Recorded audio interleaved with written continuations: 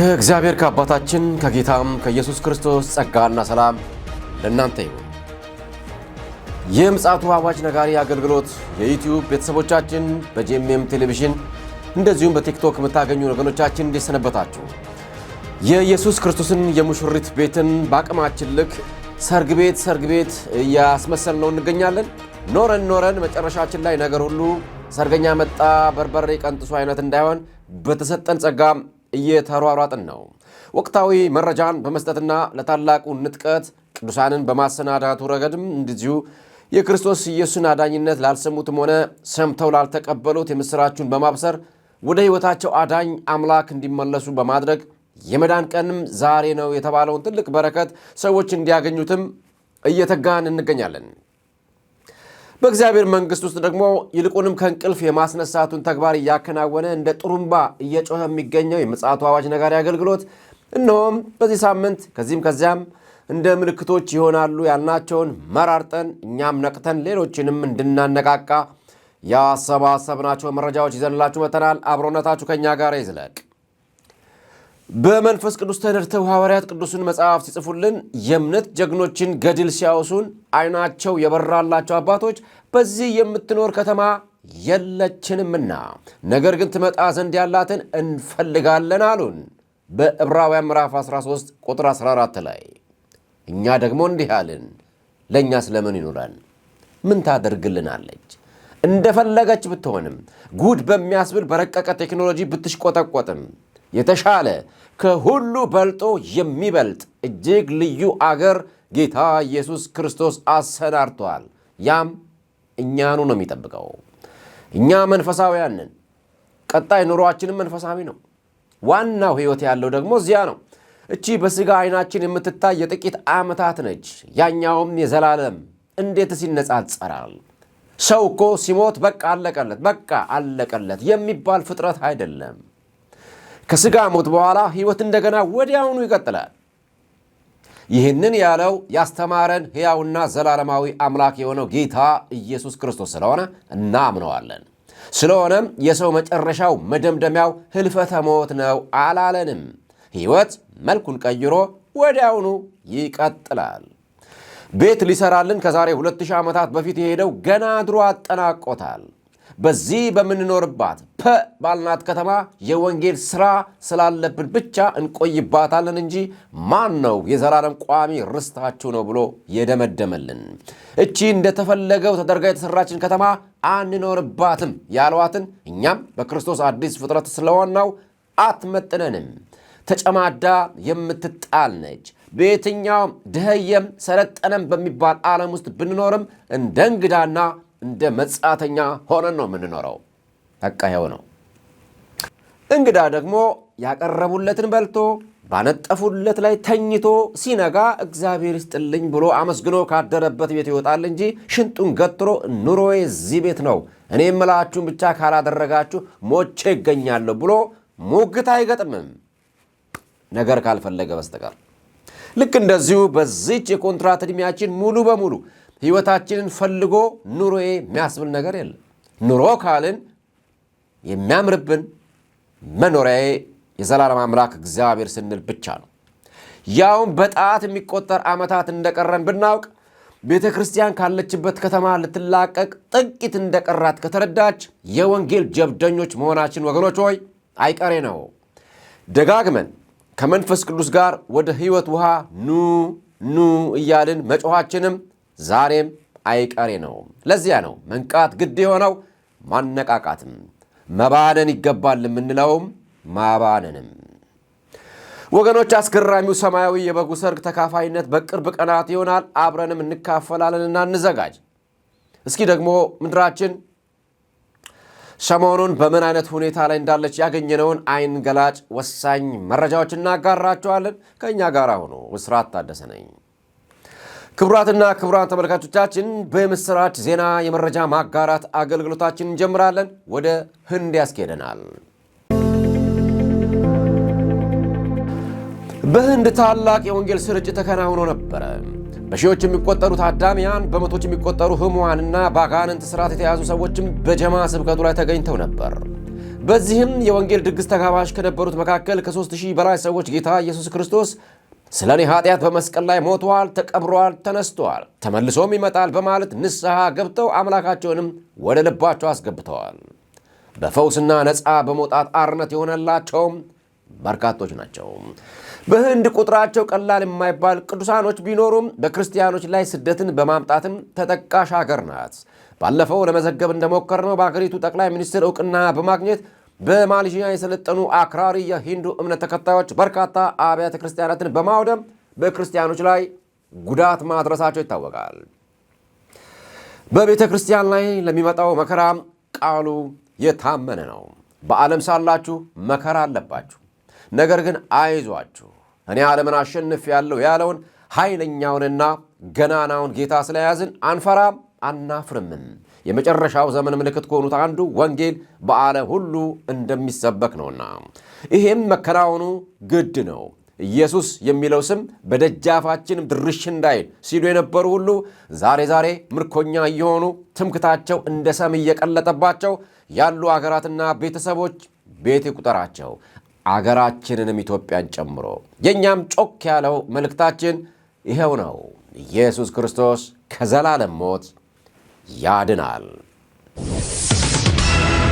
ለቀጣይነት ወደ አዘጋጀነው መረጃችን ሻገር ስንል በአንጻሩ ደግሞ ወንጌልን ተጋፊ ድርጊት ከወደ ብራዚል የታየው እንደዚህ ይቃኛል። Sometimes they don't want to, and they're, Gaga, we can't get, the frequency's weird, and, it's sounding a little bit strange, and I'm like, if you don't get this right now, I swear to Lucifer, I'm gonna, I get... በቤተ ክርስቲያን የምድር ቆይታዋ መገባደጃ አካባቢ ላይ ያለን የዘመኗ ሙጣጭ ላይ የተመለከተን መረጃ ነው የምንነግራችሁ። ጌታ ኢየሱስን ደቀ መዛሙርቱ የመምጣቱ ምልክት በጠየቁት ጊዜ ከተናገራቸው ትንቢቶች መካከል በማቴዎስ ወንጌል ምዕራፍ 24 ከቁጥር 36 እስከ 44 እንደዚህ ይላል። ስለዚያች ቀንና ስለዚያች ሰዓት ግን ከአባት ብቻ በቀር የሰማይ መላእክትም ቢሆኑ ልጅም ቢሆን የሚያውቅ የለም። የኖህ ዘመን እንደነበረ የሰው ልጅ መምጣት እንዲሁ ይሆናልና። በዚያች ወራት ከጥፋት ውሃ በፊት ኖህ ወደ መርከብ እስከገባበት ቀን ድረስ ሲበሉና ሲጠጡ ሲያገቡና ሲጋቡም እንደነበሩ የጥፋት ውሃ መጥቶ ሁሉን እስከወሰደ ድረስ እንዳላወቁ የሰው ልጅ መምጣት ደግሞ እንዲሁ ይሆናል። በዚያ ጊዜ ሁለት ሰዎች በእርሻ ይሆናሉ፣ አንዱ ይወሰዳል፣ አንዱም ይቀራል። ጌታችሁ በምን ሰዓት እንደሚመጣ አታውቁምና እንግዲህ ንቁ። ያን ግን እወቁ፣ ባለቤት ከሌሊቱ በየትኛ ክፍል ሌባ እንደሚመጣ ቢያውቅ ኖሮ በነቃ፣ ቤቱም ሊቆፈር ባልተወም ነበር። ስለዚህ እናንተ ደግሞ ተዘጋጅታችሁ ኑሩ፣ የሰው ልጅ በማታስቡበት ሰዓት ይመጣልና ያለው ይህ ትንቢታዊ ፍጻሜ ከኖህ ዘመን በባሰ በምድራችን ላይ እየታየ ይገኛል። በወንጌል እሳት የምትታወቀው ብራዚል ዛሬ አምልኮተ ሰይጣን በከፋ ደረጃ እየተካሄደባት ይገኛል። ከዚህ ቀደም በመዲናዋ በተደጋጋሚ ይህንን የሚያጠናክር ካርኒቫል በማዘጋጀት በዓለም ቤዛ በክርስቶስ ኢየሱስ ላይ በግልጽ ዓለማት እያዩ ተሳልቃበት፣ በነጋታው ደግሞ የፈጣሪን ምላሽ በመጠኑ ማስተናገዷ ይታወቃል። ዳሩ ምን ያደርጋል፣ ከዚያ ባለመማር በተደጋጋሚ የሕያው አምላክን ልብ ማሳዘኗንም ቀጥላበታለች። ባሳለፍነው ሳምንት ዓለም ጉድ ያለውን የርኩሰት ጥግ የታየበትን የሙዚቃ ድግስ ሰይጣን ሌዲ ጋጋ በተሰኘች ዘፋኝ ወኪሉ አማካኝነት በታሪክ ታይቶ በማይታወቅ ደረጃ በሴት አቀንቃኝ ተይዘው ከነበረው በእጥፍ ማለትም ከ2 ሚሊዮን በላይ ከተለያዩ ዓለማት የመጡ ሰዶማውያንና ታዳጊ ሕፃናት ሳይቀር ታድመውበታል። ከፍተኛ ርኩሰት በሞላበት የሙዚቃ ድግስ ላይ ታይቶ በማይታወቅ ሁኔታ ኃጢአቱ በግልጽ የተከናወነበት፣ ሰዶማውያን እርስ በርስ በድፍረት ጋብቻና ርኩሰት ሲፈጽሙ የታዩበት፣ የአመፅ ጽዋውም ጫፍ ሰማይ የደረሰበት፣ ሰይጣን ርኩስ አምልኮትን የተቀበለበት ነበረ ቢባል ማጋነን አይሆንም። ይህች ወኪል አቀንቃኝም በግልጽ በሉሲፈር የምትምል የምታመልክና የምታስመልክ እንደሆነች ይታወቃል። በሌላ በኩል ደግሞ ሰይጣን ሌላ ድግስ ደግሶ እንደነበረና በሀገሪቱ የጸጥታ አካላት መክሸፉም ታውቋል። ይህም የሰው ልጅ ጠላት ዲያብሎስ በዚህ ኮንሰርት ላይ የታደሙትን በፍጥነት ወደ ሲኦል ለመማገድ የቦምብ አደጋማ አዘጋጅቶ ነበረ። አሁን እንግዲህ ይህንን ስናይ የቤተ ክርስቲያን የቤት ስራዋ ምን ያክል ብዙ እንደሆነ ማሳያ ነው። ሌባው ሊሰርቅ ሊያርድና ሊያጠፋ ሰዎች ዓለምን እንዲወዱና መስዋዕታቸውንም ለሰይጣን ግብር ሊያቀርቡለት ዋጋ እንደሚከፍሉ ስንመለከት ብርሃንና መድኃኒት በእጃችን ላይ ያለን የክርስቶስ አምባሳደሮች ከመቼውም ዘመን ይልቅ ጨክነን የምንነሳበት እንደሆነ ምንም አጠራጣሪ አይደለም። በዚህም አጋጣሚ የምስራቹን ወንጌል እንነግራችኋለን። በዘፈን ደስታ የሚገኝ ለመሰላችሁ የዲያብሎስ ሽንገላውን እምቢ ብላችሁ የተፈጠርኩት ለእግዚአብሔር ልዘምርና ላመልክ ነው ብላችሁ ጌታ ኢየሱስን በማመን ወደ እግዚአብሔር እንድትቀርቡና አምልኳችሁንም እንዲቀበለው አስደርጉ መልእክታችን ነው። ይህ የመንፈስ ቅዱስ ልሳን ነው። ተከታትለን እንመለሳለን።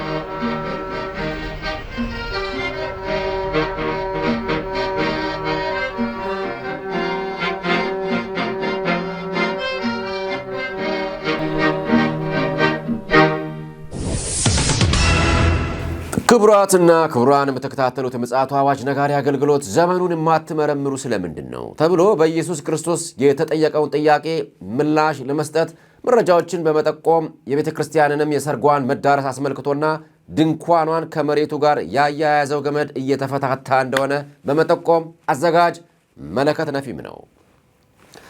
ወደ ምጽአታዊ መረጃችን ስናልፍ የካቶሊክ ቤተ ክርስቲያን ጳጳስ የነበሩት ፖፕ ፍራንሲስ ህልፈትን አስከትሎ ባለፈው ሳምንት ስርዓተ ቀብራቸው በወጉ ሳያልፍ እንግዳ ወሬዎች የዓለምን ጆሮ ያዝ አደረጉ። እኛም ሰማ ነው። ባልተለመደ መልኩ የመጨረሻውን የጳጳስን ቦታ ለመውሰድ ካሁኑ መሽቀዳደምን እያስተዋልን እንገኛለን። ነገሩ ምን ይሆን? እንዲታያል። ያለፈው ሳምንት መገባደጃ ላይ የአሜሪካኑ ፕሬዝዳንት ሚስተር ዶናልድ ትራምፕ አወዛጋቢ በኤአይ ቴክኖሎጂ ተሰራ የተባለ የራሳቸው ምስል ሆኖ ነገር ግን የሮማ ካቶሊክ ጳጳስ ልብሰ ተክህኖ ለብሰው የሚያሳይ ምስል ትሩዝ በተባለ በራሳቸው ማህበራዊ ሚዲያ በማጋራታቸው እንዲሁም የነጩ ቤተ መንግስት ድህረ ገጽ ላይ በመታየቱ በተጨማሪም በሳቸው ካቢኔ በተካተተው ባለሀብት ኤለን ማስክ ባለቤትነት የሚተዳደረው የቀድሞ ትዊተር በአሁኑ ስያሜ ኤክስ በተሰኘው ማህበራዊ ሚዲያ በሰፊው በመንሸራሸሩ በሚሊዮኖች ካቶሊካውያን ዘንድ ከፍተኛ ቁጣ ቀስቅሰዋል። ዶናልድ ትራምፕ ይህንን ጉዳይ ሆን ብለው ይሆን ወይስ ለሌላ? በይደር የሚታይ ቢሆንም ለሲኤንኤን ጣቢያ እንዳጋሩት ጳጳስ መሆን ፈልገው ነው የሚለውንም ጥያቄ መመለስ የሚችሉት እሳቸው ናቸው። ነገ ተነገ ወዲያ እናየዋለን። ከዚሁ ጋር ተያይዞ ባለፈው ዘገባችን በድንገት በሊቀ ጳጳሱ ሥርዓተ ቀብር ላይ ብቅ ያለውና ራሱን የመጨረሻው ጳጳስ አድርጎ የሾመው አዲስ መጪው የዓለማት አይኖች ያፈጠጡበት ግለሰብም እንዲሁ አወዛጋቢ ሆነዋል። ዳሩ በዚህ ሳምንት አዲሱ የሮማ ሊቀ ጳጳስ ሹመት ለተከታዮቹ እንደሚበሰር ተነግሯል። ተመልካቾቻችን ስቱዲዮ ቀረጻ እስካደረግንበት ሰዓትና ደቂቃ ድረስ ውጤቱ አልተገለጸም። አሁን እንዲህ ያሉ እንግዳ ክስተቶች ከምንጊዜውም በላይ የጌታችን የኢየሱስ ክርስቶስ መምጫ መላካች ምልክት ሆነው ይታያሉ። የዘመኑን መልክ ትኩር ብሎ እንደሚያይ የእግዚአብሔር ቤተሰብ ምን እየሆነ ነው? ምን እየተሰራ ነው? ወዴትስ እየተካሄደ ነው? ለምንስ አስፈለገ? የሚሉትንና የመሳሰሉትን ጥያቄዎች ማንሳታችን አገልግሎታችንን ግድ ያስደርገዋል። ከምንም በላይ እኛን ንቁ፣ እኛን ቀኑ ደረሰ እኮ በማለት ዝርክርክ እንዳንሆን ራስን ገዢ ያስደርገናል። ነገሮችን በትዕግስት እንከታተላለን። ቀኑ ሲቀርብ እያያችሁ እርስ በርስ ተመካከሩ እንጂ እንደተባልነው ማንም ከንጥቀት ክብር እንዳይጎድል እርስ በርስ እንመካከራለን። አብረንም መንቃት ይሁንልን። ከአፍታ ቆይታ በኋላ እንገናኛለን።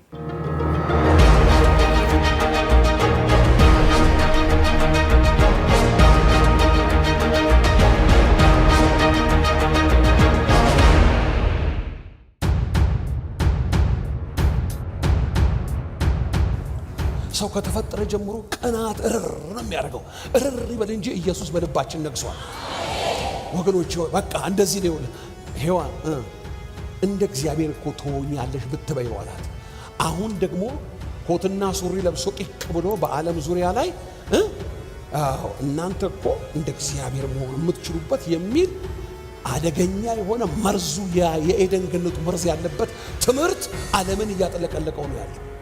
ወገኖቼ ሆይ እውነትን የማይወዱ ሁሉ ያንን የሸንጋዩን ድምፅ መስማት ይመቻቸዋል። ስለዚህ ከመጨረሻው ዘመን ምልክቶች አንዱ ምንድነው ካላችሁኝ ከእውነተኛው የቤተ ክርስቲያን ከተቀደሰ የጽድቅ መለኪያ እውነት ሰዎች እየሸሹ የተገነጠሉ ይወጡና ይሄዳሉ። ምክንያቱም ምንድነው እሱ ወገኖቼ ሆይ ይሁላችሁ እውነትን ስለሚያውቁ ጆሮአቸውን ስለሚያሳክካቸው ለራሳቸው አስተማሪዎችን ያከማቻሉ። ስለዚህ ከመጨረሻው ዘመን ምልክቶች አንዱ ምንድነው? ሰዎች ከእውነተኛው የጽድቅ መለኪያ ካለው በመጽሐፍ ቅዱስ ኢየሱስ ከተናገረውና ሐዋርያት ከሰበኩት እውነት በከፊል ወይም በብዛት እየተገነጠሉ መሄድ ይጀምራሉ። አንዱ የመጨረሻው ዘመን ላይ አስተውሎ ሐሰተኛ ወንጌል ተወዳጅ ይሆናል። እንዴት ካላችሁኝ እንደ ምድራችን ሐሰተኛ ወንጌል ተወዳጅ የሚሆንበት ዘመን ምንድነው ካላችሁኝ ከመጨረሻው ዘመን ምልክቶች መካከል አንዱ ነው። ስለዚህ ወገኖቼ ሆይ ከዛ ከሰባቱ ዓመት መከራ ውስጥ እኛ እንዳናልፍ ቀድሞ መጥቶ ያ የመነጠቅ በረከት እንዳይቀርብን የሚጨቀጭቀን የሚነግረን ጠዋትና ማታ የሚያሳስበን ስለሚወደን ነው። ለሚወደን ፍቅሩን ለገለጠልን ጌታ ክብር ይሁን።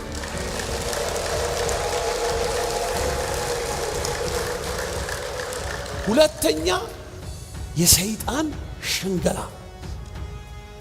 የሥጋ መጎተት፣ የሰይጣን ሽንገላ። በዘመናት ሁሉ ሰይጣን በዙፋን ሰርቶ አያውቅም። በሽንገላ ነው የሚሰራው፣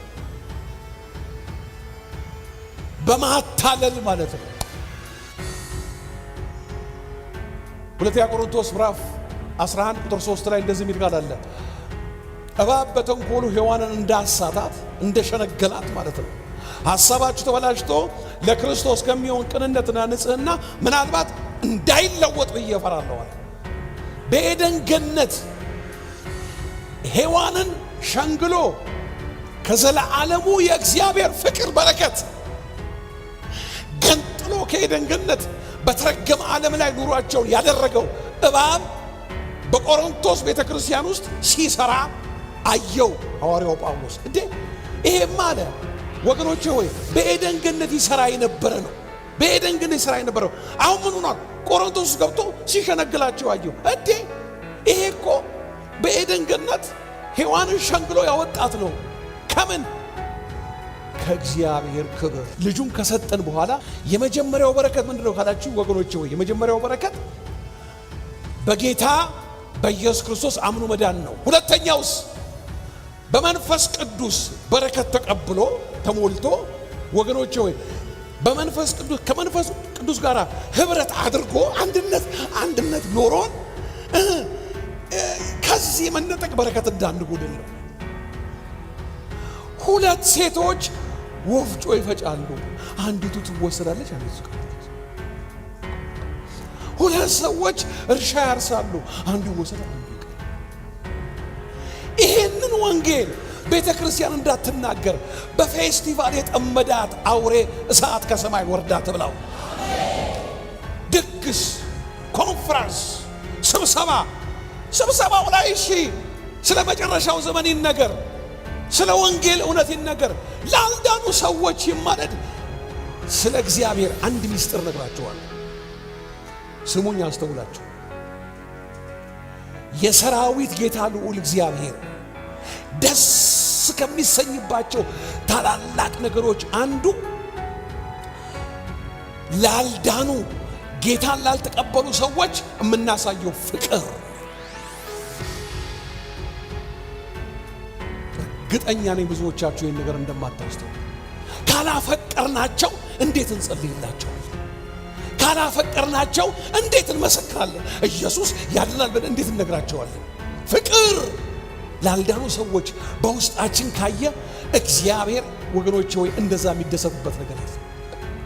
ታዲያ እኛ በበዓል፣ እኛ በስብሰባ፣ እኛ በኮሚቴ፣ እኛ በጭቅጭቅ፣ እኛ በወንበር ሽሚያ እኔ በልጥ አንተ በልጥ እኛ በፉክክር ሰማይ ሲያይ እንዴት ያዘን ወገኖቼ ሆይ የመነጠቅ በረከት ከመንፈስ ቅዱስ ጋር በመጠጋጋት እንደሆነ መጽሐፍ ቅዱስ ላይ ቁልጭ አርጎ አስቀምጦታል።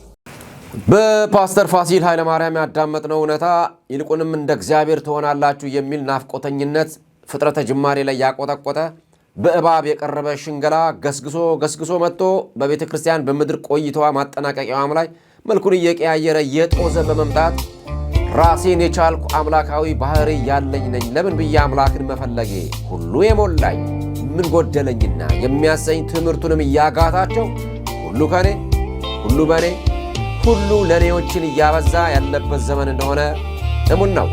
ለእኛ ግን ልካችንን አውቀን ሰው መሆናችንን ተረድተን እግዚአብሔርን በመፍራት መጨረስ ይሆነልን። እስኪ ደግሞ ለቤተ ክርስቲያን የከበረ ስጦታ የሆኑት ዘማሪያን በጋራ ወደ ዘመሩት ጊዜው በሚል ያቀረቡልንን የህብረት ዝማሬ ሰምተን እንመለሳለን።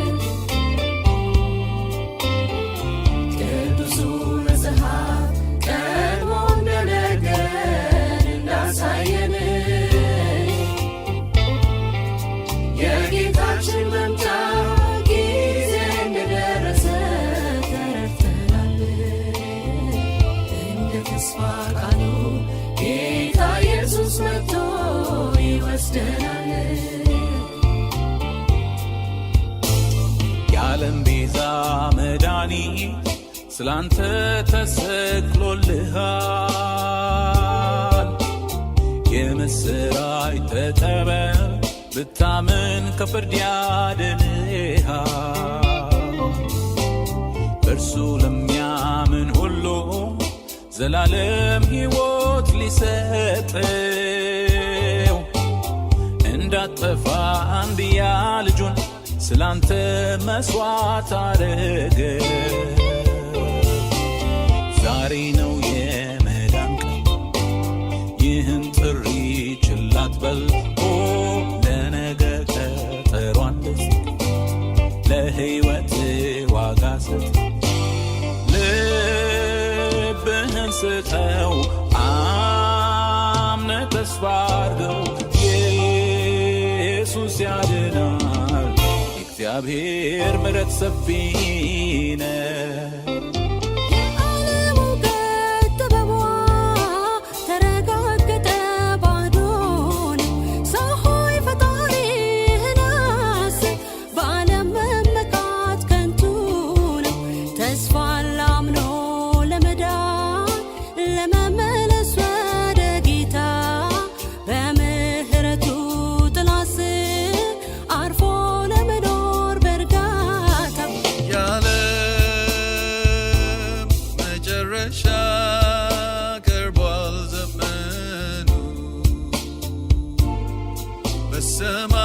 በሰማይ ቤት ተዘጋጅቷል በኢየሱስ ላመኑ።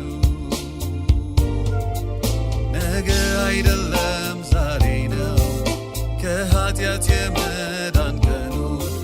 የእግዚአብሔር ጥሪ ይሄ ነው፣ ወደ ኢየሱስ አሁን ኑ። ነገ አይደለም ዛሬ ነው ከኃጢአት የመዳን ቀኑ። የእግዚአብሔር ጥሪ ይሄ ነው፣ ወደ ኢየሱስ አሁን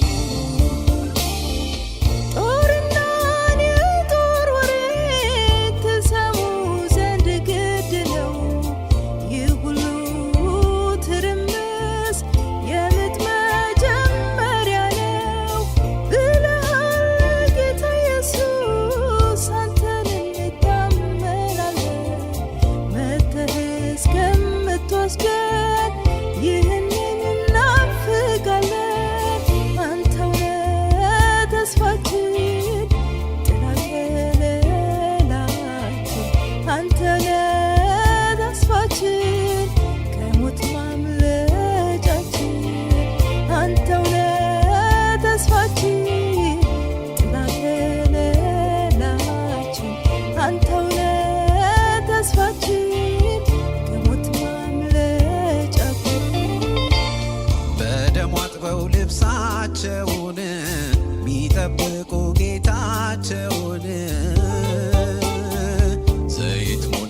በመቅረዛቸው ታማኝ ሆነው ለመረጣቸው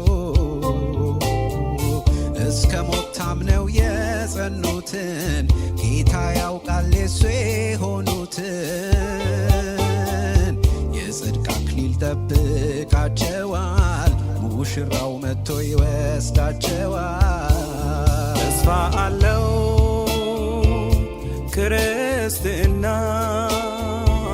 ከንቱም አይደለም ይሄ ጎዳና በኢየሱስ አምኖ ለዳነ ሰው እግዚአብሔርን መውረስ ነው ፍጻሜው። እግዚአብሔርን መውረስ ነው ፍጻሜው። እግዚአብሔርን መውረስ ነው ፍጻሜው። ተስፋ አለን ምሕረት ለሚሻ ለተመለሰ ተስፋ አለ በከንቱ ስራው ለተወቀሰ ተስፋ አለ ከምሕረት አምላክ ቅዱስ ዙፋኑ ተስፋ አለ ይዞ ያወጣናል ወደ ብርሃኑ ተስፋ አለ እጅግ የጸና ዘላለማዊ ተስፋ አለ ከምድር ያልሆነ ግን ሰማያዊ ተስፋ አለ ከምሕረት አምላክ ቅዱስ ዙፋኑ ተስፋ አለ ይዞ ያወጣናል ወደ ብርሃኑ።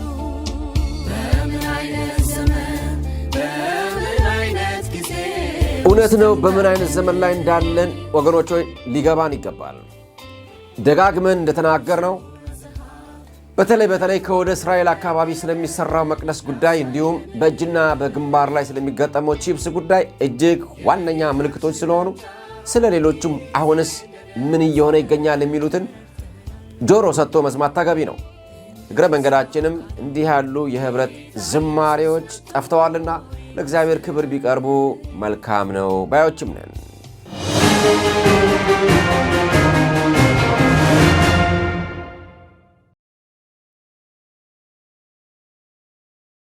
ክቡራት አድማጮችና ተመልካቾቻችን በየቀኑ በዓለማችን ላይ ምን እየሆነ ነው የሚለውን የየዕለቱን መረጃዎች በዩቲዩባችን በፓስተር አለማየሁ ነሞና በወንድማችን ሊቃል አስራት የሚቀርቡ ጊዜውን ወቅቱን የጠበቁ ወሳኝ ሐሳቦችና ውይይቶችን የሚያደርጉትን እንደዚሁም ደግሞ ዘወትር ቅዳሜ በቀጥታ ስርጭታችንን ገብታችሁ ትከታተሉ ዘንድ ለወገኖችም ሼር እንድታደርጉ ጥሪ አደርግላችኋለሁ። ለመቋጫነት ወደ ያዝነው ወደ ተፈጥሮ አደጋ ስንሻገር በራእይ ምዕራፍ 8 ከቁጥር 6 እስከ 7 ሰባቱንም መለከት የያዙ ሰባቱን መላእክት ሊነፉ ተዘጋጁ። ፊተኛው መልአክ ነፋ፣ ደምም የተቀላቀለበት በረዶና እሳት ሆነ፣ ወደ ምድርም ተጣለ። የምድርም ሲሶ ተቃጠለ፣ የዛፎችም ሲሶ ተቃጠለ፣ የለመለመም ሳር ሁሉ ተቃጠለ የሚለው ትንቢታዊ ክስተት ተከስቷል። ይህ ከቅርብ ጊዜያት ጀምሮ በዓለማችን ማለት ይቻላል ተፈጻሚም እየሆነ ይገኛል። ወደ መረጃው ስናልፍ እስራኤል የነጻነት ቀኗን ባከበረች ማግስት ሆን ተብሎ በሰው የተለኮሰው እሳት በኢየሩሳሌም ዙሪያ ምጽአታዊ የእሳት አደጋ ተብሎ ስያሜ ባገኘው የሰደድ እሳት አደጋው በመቀስቀሱ ሳቢያ በደን ሽፋን ላይ ከፍተኛ የሆነ ጉዳት ማድረሱ ታውቋል። እሳቱም እየተገነባ ያለው ቤተ መቅደስና የከተማይቱ አየር ማረፊያ በቅርብ ርቀት ይታይ እንደነበረም የዓይን እማኞች ገልጸዋል። በርካታ ተሽከርካሪዎችና ሕንፃዎችም ሲጋዩ ታይተዋል። ከ5000 በላይ ሄክታር ደን በቃጠሎ ወድሟል የተባለ ሲሆን በዚህ ክስተት በሰው ሕይወትም ይሁን በንብረት ላይ ስላደረሰው አደጋ ገና የተጣራ መረጃ ባለመገኘቱ ሊታወቅ አልተቻለም። ነገር ግን የእስራኤል መንግሥት ይህ አደጋ ከቁጥጥሩ ውጭ በመሆኑ ዓለም አቀፍ እርዳታን ጠይቋል። በእንቅርት ላይ ጆሮ ደግፍ እንዲሉ በኢየሩሳሌም አቅራቢያም የአሸዋ ማዕበል ተነስቶ እንደነበረም ታውቋል። በሌላ በኩል እንዲሁ በሳውዲ አረቢያ ሪያድ ከተማ ይህን መሳይ ክስተት ከተማዋን በጨለማ መዋጡና አየሩ ተበክሎ ለመተንፈስ አስቸጋሪ እንደሆነ ከተማዋን በአቧራ መሞላቷ ለማወቅ ተችሏል።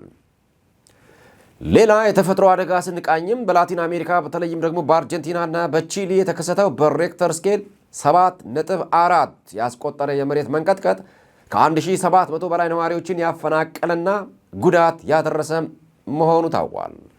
በሰው ሕይወት ላይ ምን ያክል ጉዳት እንዳደረሰ አልታወቀም። ወገኖች ሆይ እንግዲህ እነዚህ በሙሉ ድምፅ ናቸው። እግዚአብሔር የሰው ልጆችን የሚያናግርበት ተጨባጭ የሆነ ድምፁ ነው። ለነገ ምን ዋስትና አለህ? ወዳዘጋጀውልህ ወደ ዘላለማዊ ቤትህ ገባህ ወይ? ካልገባህ እንግዲህ ያው ቀኑ ዛሬ ነውና አስተውል የሚል የምህረት አምላክ ውድ ድምፁ ነው። ብልህ ሰው ደግሞ ግትርነትን ትቶ አምላኩ ሲናገር እሺ በማለት ሞትን ያመልጠዋል። እንግዲህ ለዕለቱ አዘጋጅተነው የነበረው የምፅዓቱ አዋጅ ነጋሪ መረጃዎቻችን የተከታተላችሁትን ይመስል ነበር። ዜናውን በስርዓት ታደሰ አነበብኩላችሁ። በቴክኒኩም መረጃዎችን ማጠናክሮ የሚያዘጋጅልን ይልቃል አስራት ነው። የምፅዓቱ አዋጅ ነጋሪ አገልግሎት በማለትም ዩቲዩባችንን ሼር፣ ላይክ እና ሰብስክራይብ በማድረግም አብረን አገልግሎታችንን እንቀጥል። እየጸለያችሁልን ያላችሁ ወገኖች እግዚአብሔር አምላክ አብዝቶ ይባርካችሁ። እንግዲህ እግዚአብሔር አምላክ ቢፈቅድና ብንኖር የሚቀጥለው ሳምንት ሌሎች ማንቂያ መረጃዎችን ይዘንላችሁ እንቀርባለን። ያለውና የነበረው የሚመጣውም ሁሉንም የሚገዛ ጌታ አምላክ አልፋና ኦሜጋ እኔ ነኝ ይላል ዮሐንስ ራእይ ምዕራፍ 1 ቁጥር 8። እግዚአብሔር አምላክ ባላችሁበት ይባርካችሁ። በደህና ሁኑ።